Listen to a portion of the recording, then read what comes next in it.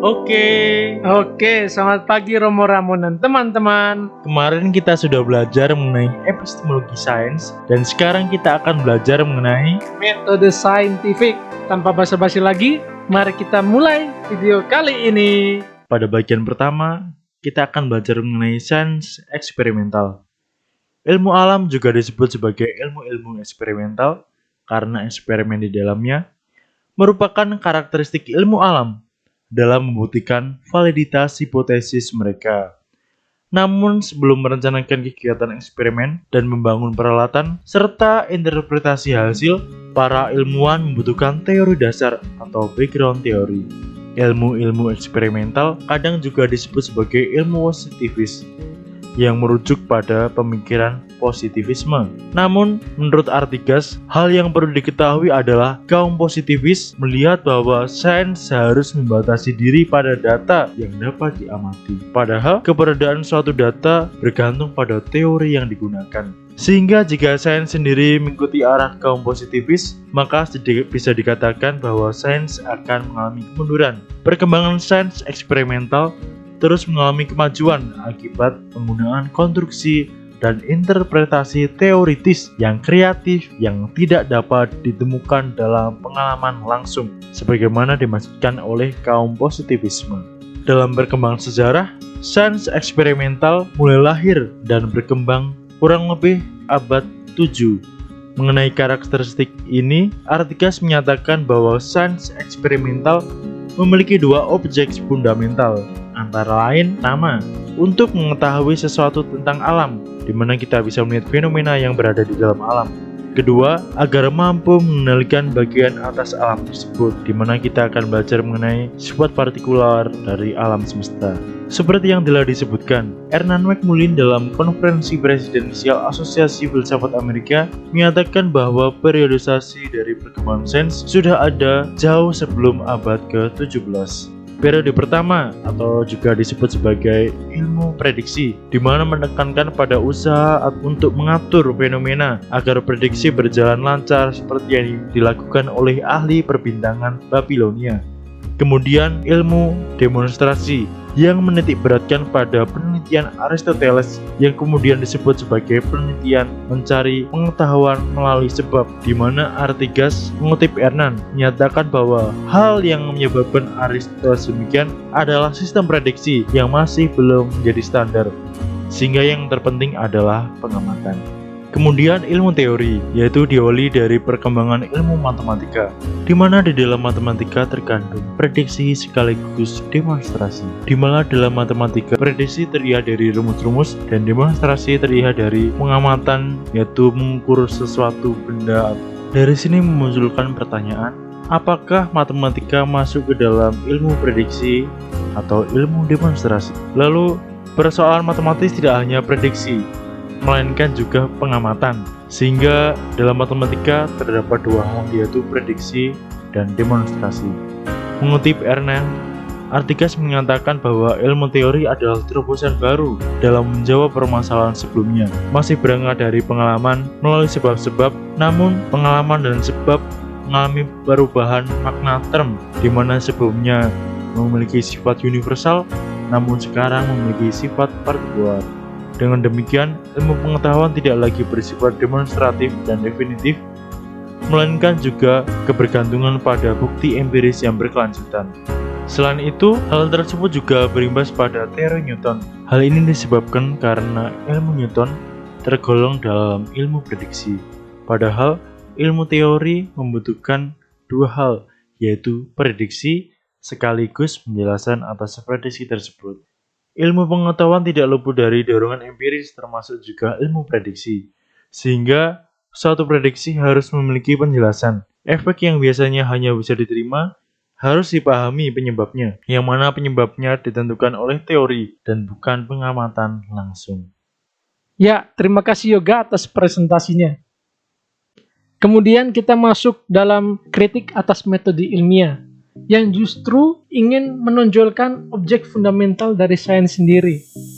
Kalau misalkan kita ingat perkuliahan kita bersama Romo Ramon beberapa pertemuan sebelumnya, beliau pernah menceritakan tentang seorang ilmuwan perempuan yang mengatakan bahwa tujuan dari sains sendiri adalah untuk mencapai suatu pengetahuan dan bukan kebenaran.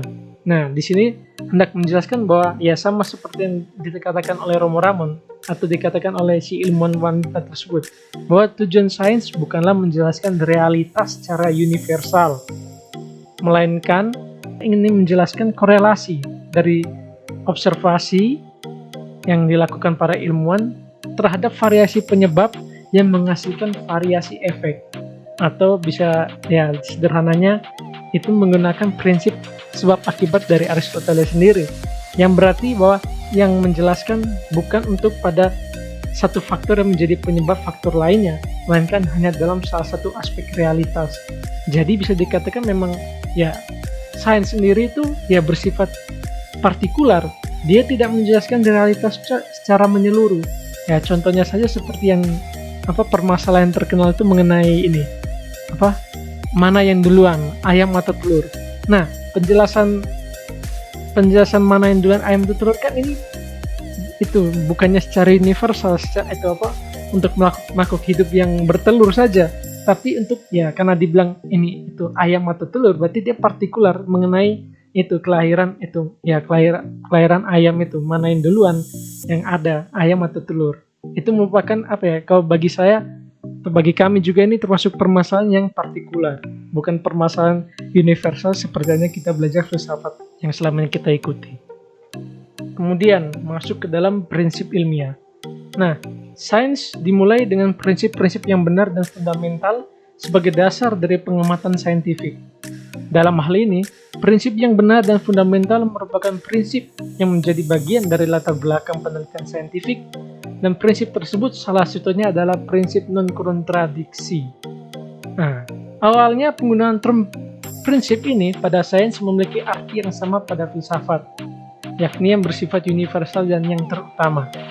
Namun, makna dari term ini semakin berubah, dan perubahan tersebut mengarah pada pengertian yang kemungkinan bersifat partikular dan kontingen, karena prinsip kemudian menjadi asumsi. Nah, dalam pandangan sains ini, prinsip itu disebut sebagai asumsi dari korelasi antara variasi sebab dan akibat. Kan karena masih berupa asumsi, prinsip dalam hal ini hanya menjadi dasar untuk menuju pada kesimpulan.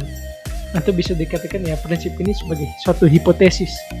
Kemudian kita masuk dalam metode aksiomatik. Dalam metode aksiomatik dapat dikatakan bahwa suatu teori menjadi sistem pernyataan dalam arti dengan mengikuti akar katanya, aksioma. Nah, teori aksiomatik itu dalam ini disebut sebagai teori yang tidak lagi perlu pembuktian karena dari awal sudah dinyatakan benar.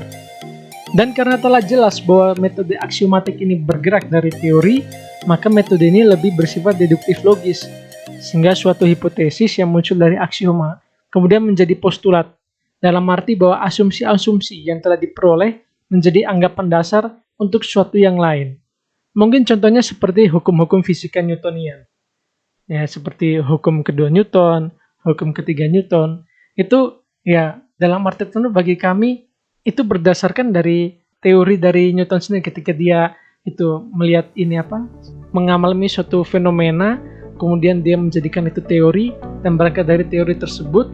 Sekalipun mungkin dalam perkembangannya itu teori ini mungkin ada yang diterima dan tidak, sehingga dalam arti tertentu bahwa hukum-hukum Newton ini kami menggunakan contoh ini bisa menjadi masih tetap merupakan hipotesis sepertinya itu untuk menjelaskan hal-hal lain, atau mungkin tiba-tiba muncul teori baru yang bisa mendalami teori ini, atau mungkin malah menyanggah teori ini, itu kita tidak tahu, atau mungkin kedepannya seperti apa kita juga tidak tahu.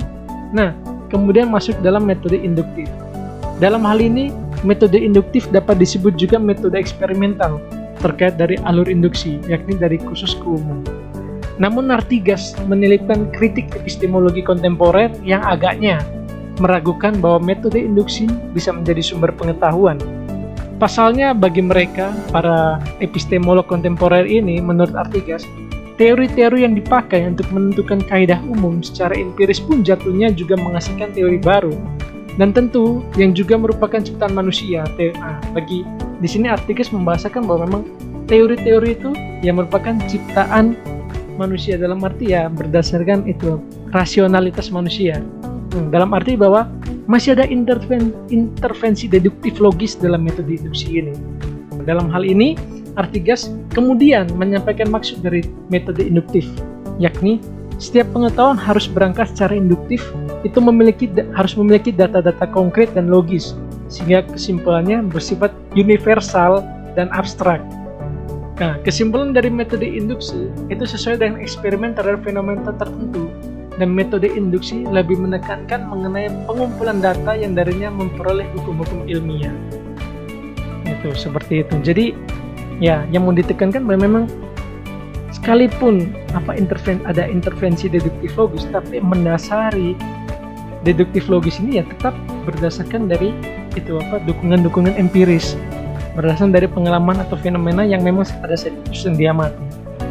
Ya, kemudian terakhir adalah metode hipotesis deduktif. Nah, metode ini bisa dikatakan sebagai suatu alternatif ketika dihadapkan pada situasi sulit dalam penelitian ilmiah. Metode ini mengarahkan untuk merumuskan hipotesis yang layak dari data-data yang tersedia untuk mendapatkan solusi atas permasalahan terkait. Namun, karena masih berupa hipotesis, maka validitas hipotesis memerlukan dukungan dari validitas prediksi untuk menemukan konsekuensi logisnya.